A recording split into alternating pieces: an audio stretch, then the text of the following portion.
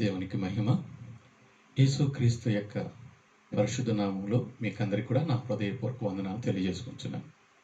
మీరందరూ కూడా ప్రభు కృపను బట్టి క్షేమంగా ఆరోగ్యంగా ఉన్నారని ప్రభు నేను స్తుతిస్తున్నాను. ఈరోజు వాక్య ధ్యానంకు ముందుగా చిన్న ప్రార్థన చేసుకుందాం. ప్రేమగల మా పరలోక తండ్రి, నీ గొప్ప నామానికి స్తుతి స్తోత్రములు.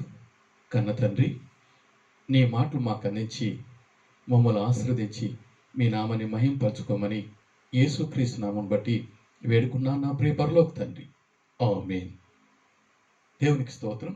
ఈరోజు వాక్య ధ్యానమునకై పరిశుద్ధ గ్రంథములో నుంచి రోమా పత్రిక 8వ అధ్యాయము 17వ వచనాన్ని చదువుకుందాం.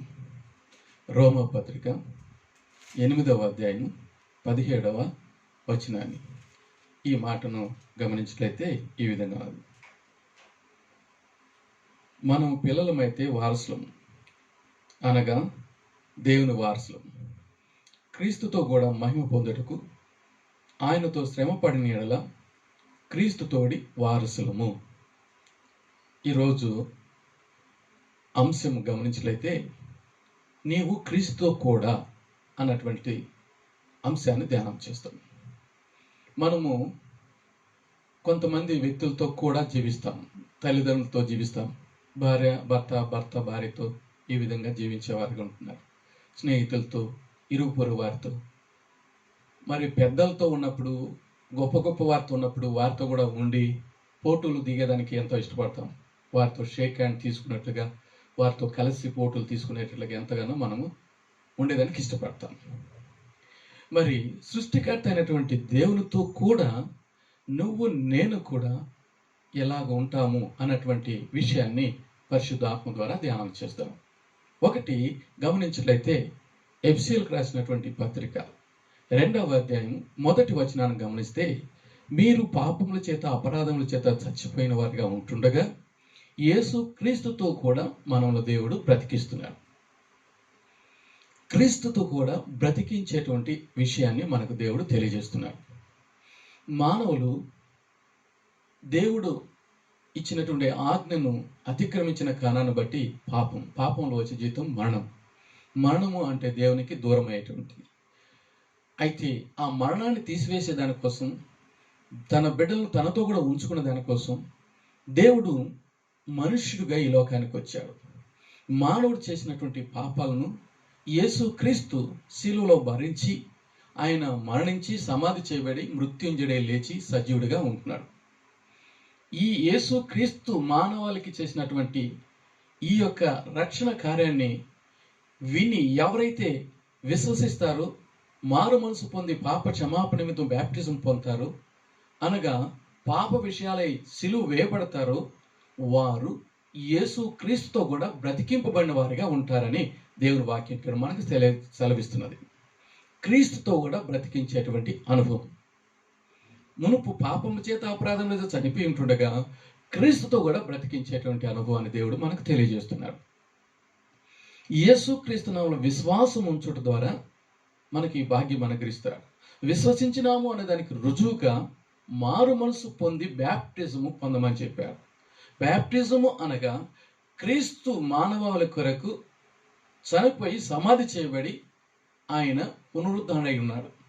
రోమపత్రిక 6వ అధ్యాయంలో గమనించినట్లయితే క్రీస్తు యొక్క మరణములో మనం పాలు పొందేదానికోసం మనము దానికి సాదృశ్యంగా బ్యాప్టిజం తీసుకుంటున్నాం, అనగా ఆయనతో కూడా పాతి పెట్టబడుట. యేసుక్రీస్తు లేచిన రీతిగానే మనం కూడా పునరుత్థాన అనుభవాన్ని దేవుడు దయచేస్తున్నాడు. ఇంకా కింది భాగాన్ని మనం చదివినట్లయితే రోమా 8 ఆ కింది భాగంలో రోమా 6వ అధ్యాయంలో మనం గమనించినట్లయితే ఈ విధంగా ఉన్నది. మనము చదివినట్లయితే దేవునికి మహిమ కలుగును గాక. మనం క్రీస్తుతో కూడా చనిపోయిన యెడల మృతుల్లో నుండి లేచిన క్రీస్తును ఇకను చనిపోయిన మరణము వరకు మనము ఆయన మీద ప్రభుత్వం లేదని ఎరిగి ఆయనతో కూడా జీవించదామని నమ్ముచున్నామని రాయబడినది. ఇంకను మనం గమనించినట్లయితే 6వ వచనం, 6వ అధ్యాయం 6వ వచనం, రోమా 6:6 చూసినట్లయితే, ఏమనగా మనం ఇక పాపములకు దాసులము కాకుండా పాప శరీరకము నిరర్ధమగినట్లు మన ప్రాచీన స్వభావము ఆయనతో కూడా సిలువ వేయబడినని ఎరుగుదాము.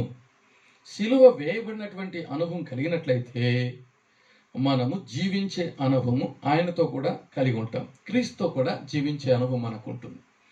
క్రీస్తుతో కూడా బ్యాప్టిజం పొందినటువంటి అనుభవం కలిగి మరణ పునరుద్ధాన అనుభవం క్రీస్తు కూడా కలిగి ఉండి క్రీస్తుతో కూడా జీవించే అనుభవాన్ని దేవుడు దయచేస్తున్నాడు.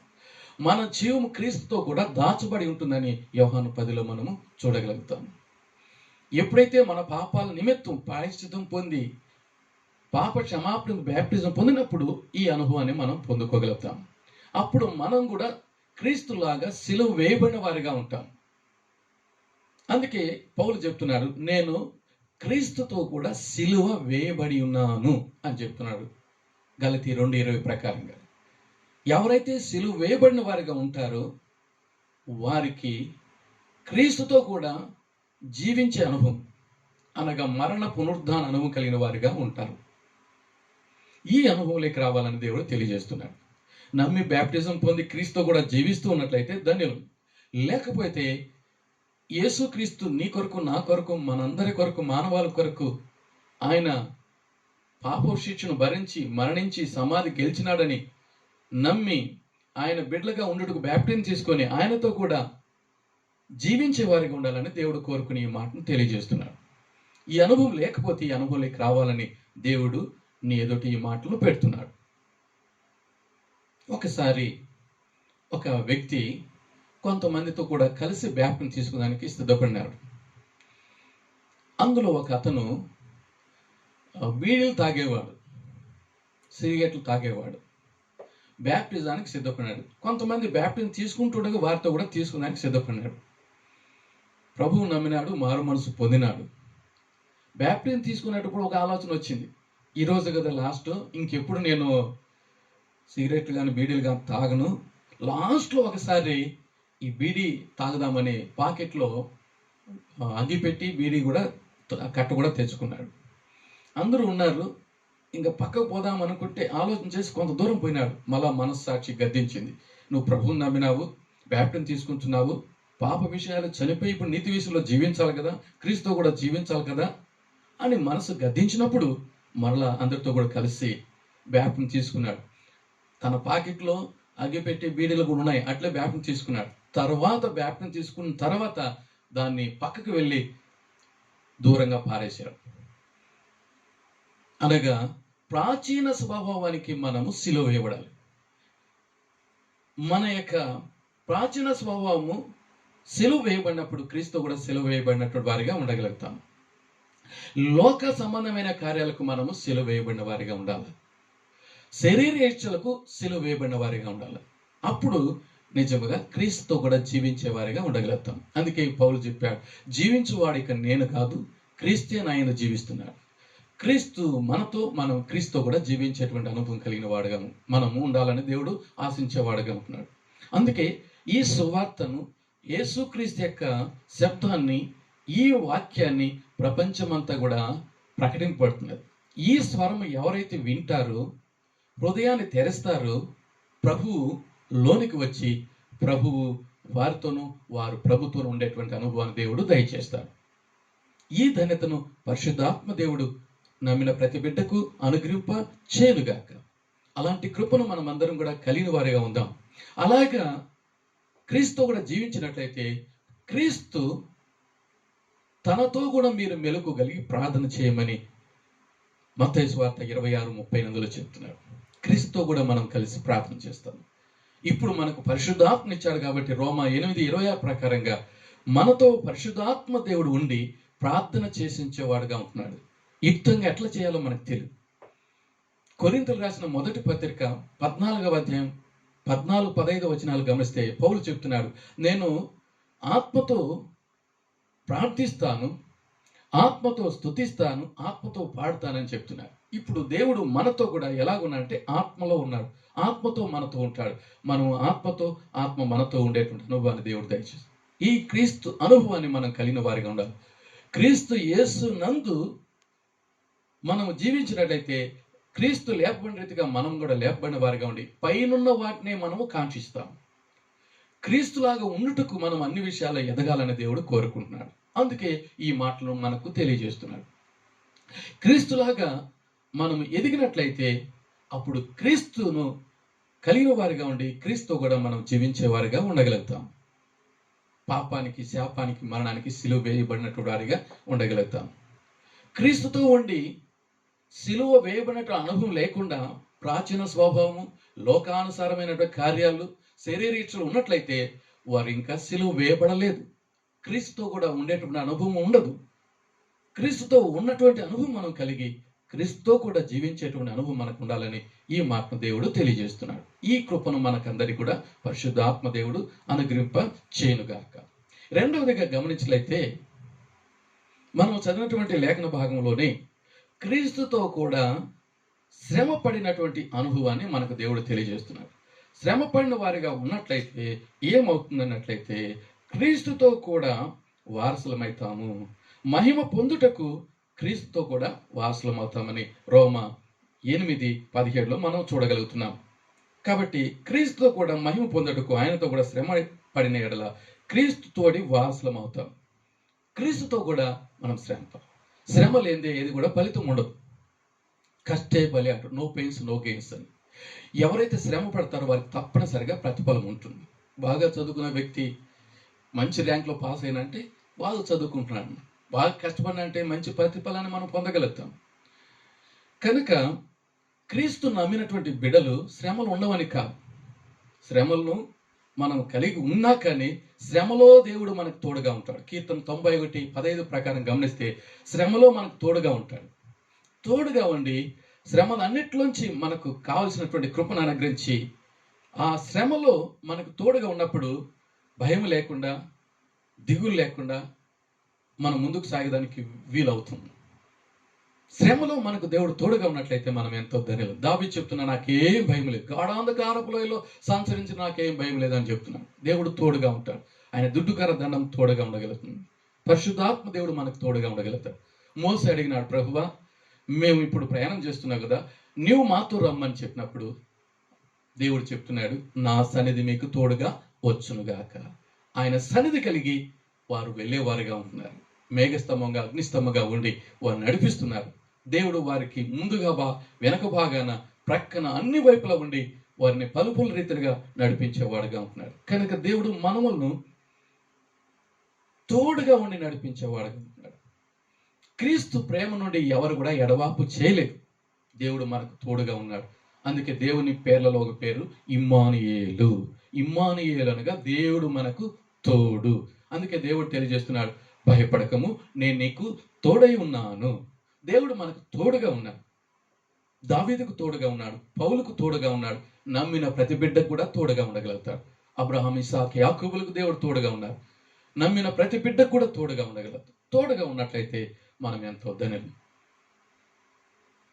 షద్రకు, మెషకు, అబేద్నెగోలు అగ్నిగుణంలో ఉన్నప్పుడు వారితో కూడా ప్రభువారు ఉన్నారు.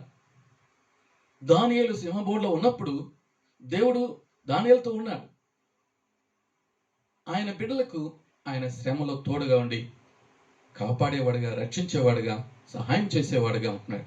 కనుక ప్రియమైన వాళ్ళరా, రెండవదిగా ప్రభువును నమ్మినటువంటి బిడ్డలు అనగా ఆత్మీయంగా ఎదిగినటువంటి బిడ్డలు క్రీస్తులాగా ఉండేటువంటి అనుభవం కలిగి క్రీస్తుతో కూడా శ్రమ పడేటువంటి అనుభవాన్ని దేవుడు మనకు దయచేస్తున్నాడు.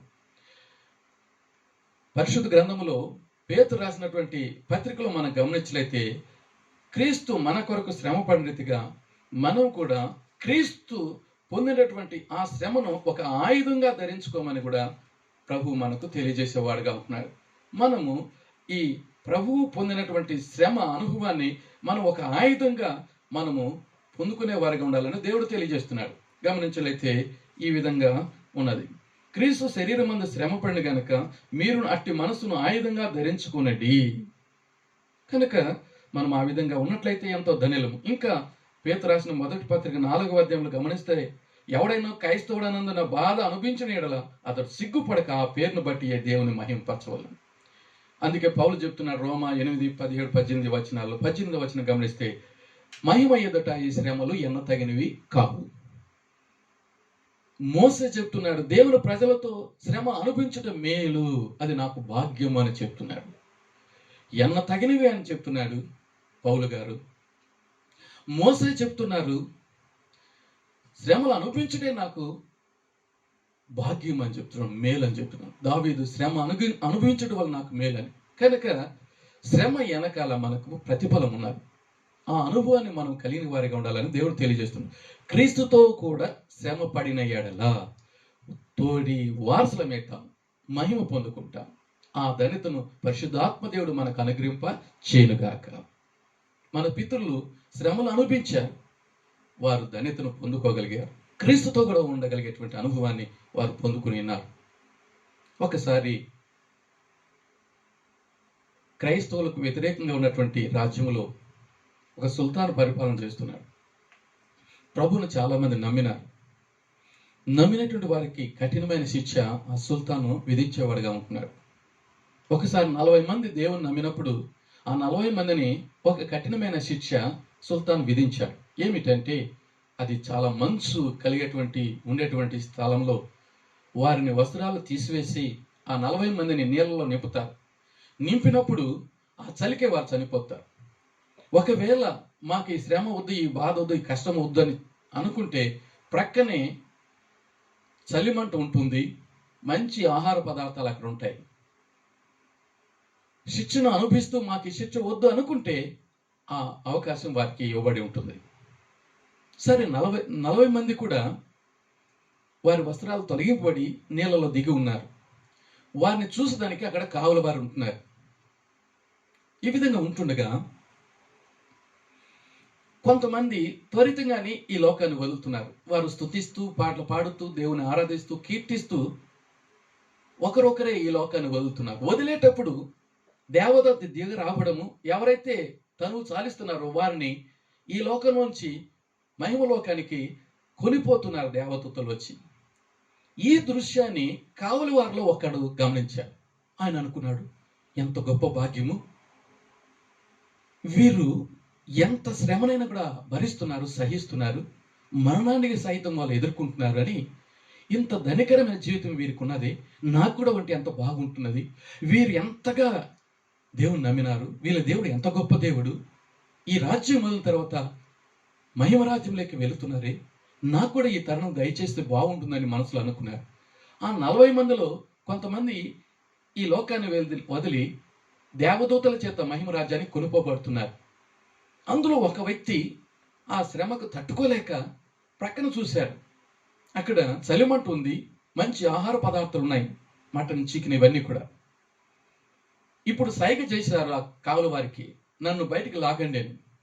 ఇదే అవకాశం అనేసి ఎదురు చూస్తున్నటువంటి కావలివాడు బ్రతకాలని ఆశపడినటువంటి వ్యక్తిని పైకి లాగి ఇతడు ఆ ప్లేస్లోకి వెళ్ళి బట్టలు తీసివేసి ఆ చలిలో ఆయన ప్రభు నమ్మినవాడుగా, ప్రభు బిడ్డగా, ప్రభుతో కూడా అక్కడ ఉండేవాడుగా ఉంటున్నాడు. ఆఖరికి 40 మంది ఈ తనువు చాలించి దూతల చేత మహిమ రాజ్యాలకి వెళ్ళగలిగారు. అందులో ఒక వ్యక్తి కావలివాడుగా ఉన్నటువంటి వాడు 40 మందిలో కలిసిపోయాడు. 40 మందిలో ఒక వ్యక్తి బ్రతకాలని ఆశ కోరి ఆశపడినవాడుగా ఉండి బయటకు వచ్చి భుజించాడు. ఇప్పుడు సుల్తాన్ దగ్గరికి వెళ్ళి ఆ సుల్తాన్తో మాట్లాడినప్పుడు, సుల్తాను, నువ్వెందుకు మరి బ్రతికినావు, మిగతా వాళ్ళందరూ ఈ లోకాన్ని వదిలేరు అంటే అతడు చెప్తున్నాడు, నేను తట్టుకోలేకపోయినాను, నేను భరించలేకపోయినాను, బ్రతికుంటే చాలు అనుకున్నాను అని చెప్పగలిగారు.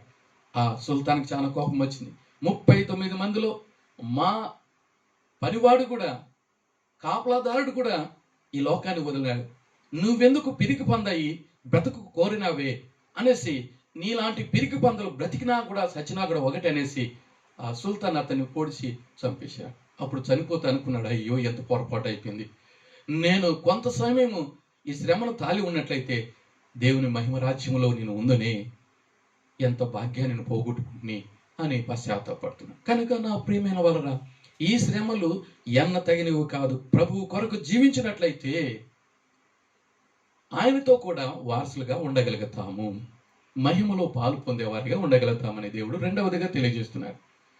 క్రీస్తుతో కూడా ఈ అనుభవాన్ని మనకు దేవుడు దయచేసేవాడుగా ఉంటాడు. మూడవదిగా గమనిస్తే ప్రకటన గ్రంథంలో 3వ అధ్యాయం 21వ వచనంలో ఈ మాట ఉన్నది. ఈ మాటను మనము చదువుకున్నట్లయితే దేవునికి స్తోత్రము. ప్రకటన 3:21, నేను జయించి నా తండ్రితో కూడా ఆయన సింహాసనమునందు కూర్చుని ఉన్న ప్రకారము జయించు అని నాతో కూడా సింహాసనమునందు కూర్చుండబెట్టనిచ్చేదను అనే మాటగా రాయబడినది.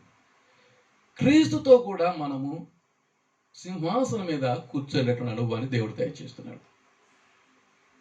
జబదయి కుమారు లెక్క తల్లి కోరింది, ప్రభువా నీ కుడి పక్కన నా కుమారుడు ఒక్కడు, ఎడమ పక్కన కుమారుడు ఉండేటట్లుగా సహాయం చేయండి. నా శ్రమలను అనుభవించినట్లప్పుడే, ఈ గిన్నెలోకి త్రాగినప్పుడే ఈ ధన్యతను పొందుకోగలుగుతారని ప్రభువు వారు తెలియజేశారు. ఇక్కడ మనం గమనించినట్లయితే శరీరేచ్ఛలను, ప్రాచీన స్వభావాన్ని, లోకాన్ని, పాపాన్ని, శాపాన్ని అంతటిని జయించిన వారిగా ఉంటేనే క్రీస్తుతో కూడా మనము సింహాసనం మీద కూర్చునే అనుభవాన్ని మనకు దేవుడు దయచేస్తారు. ప్రకటన గ్రంథం 21వ అధ్యాయంలో చూసినట్లయితే దేవుని యొక్క నివాసం ఆయన ప్రజలతో కూడా ఉన్నది. సదాకాలము దేవుని రాజ్యంలో మనం ఉండగలుగుతాం. ఆయన తండ్రిగా, ఆయన దేవుడుగా, ఆయన రక్షకుడుగా, ఆయన విమోచకుడు ఉన్నప్పుడు ఆయన బిడ్డగా మనం, ఆయన ప్రజలుగా మనం ఉండగలుగుతాం. యేసుక్రీస్తు పెళ్లి కుమారుడైతే పెళ్లి కుమార్తెగా ఆయనతో ఉండగలుగుతాం. అనేక అనుభవాలను దేవుడు ఆయన రాజ్యాన్ని ఆయన రాజ్యంలో మనకు అనుగ్రహిస్తాడు. కనుక క్రీస్తుతో ఉండేటువంటి అనుభవాన్ని మనకు దేవుడు దయచేస్తాడు. నేను ఒకసారి సమాధి తోటకు వెళ్ళినప్పుడు, ఒక వ్యక్తి చనిపోయినప్పుడు సమాధి చేసేటువంటి ఆ స్థలాన్ని నేను చూసినప్పుడు, ఒక అతను చనిపోయి ఉన్నాడు, సమాధి చేయబడి కొంతకాలమైంది. ప్రక్కనే ఒక ఖాళీ స్థలం పెట్టాడు. ఎందుకు అని నేను చూస్తే, ఆ చనిపోయిన ముందు వ్యక్తి ఇక పేరు రాకున్నది. ఆ పక్కన ఉన్నటువంటి రిజర్వ్ చేయబడినటువంటి స్థలం దేనికంటే, మరి భార్య చనిపోయిన తర్వాత మరి ఆయన పక్కలోనే సమాధి చేయాలని అక్కడ రిజర్వ్ చేసినారు ఆ స్థలాన్ని. దేవునికి స్తోత్రం. సమాధి తోటలో ప్రక్కన ఉండాలని ఆశిస్తున్నారు. మరి క్రీస్తుతో కూడా నిత్య రాజ్యంలో యుగ యుగాలు కూడా దేవునితో ఉండేటువంటి భాగ్యాన్ని మనం మరి ఎంత కాంక్షించాలా? దేవుడు మన ద్వారా మహిమ పొందునుగాక. ఒకసారి ఆర్ఆర్కే మూర్తి గారు రేడియోలో వాక్యం చెప్పినప్పుడు, ఒక దేవుని బిడ్డ, ఎంత భాగ్యము, దేవుని బిడ్డ ఎంత మంచి వాక్యము అందిస్తున్నాడు. అతనే మరి అతను ఉన్నటువంటి పట్టణానికి వచ్చినప్పుడు నేరుగా ఆ అయ్యగారిని చూడగలిగేటువంటి ధన్యత పొందుకోగలిగాడు. అప్పుడు ఎంతో సంతోషించాడు. మరికొన్ని సంవత్సరాల తర్వాత అదే స్థలానికి ఆ దైవదాసులు వచ్చినప్పుడు, మరి దేవుని నమ్మినటువంటి ఆ దేవుని బిడ్డ అతని ప్రక్కలో స్టేజ్ మీద కూర్చేటువంటి అనుభవము దేవుడు అనుగ్రహింపచేశాడు. అప్పుడు అనుకుంటున్నాడు, ఎంత భాగ్యం నాకు ఇచ్చావు, ఇంత గొప్ప దైవ సేవకుడు, ఇతనితో కూడా ప్రక్కలో కూర్చునేటువంటి ధన్యత నాకు నువ్వు దయచేసావు ప్రభువా, ఎంత భాగ్యం ఇచ్చాను.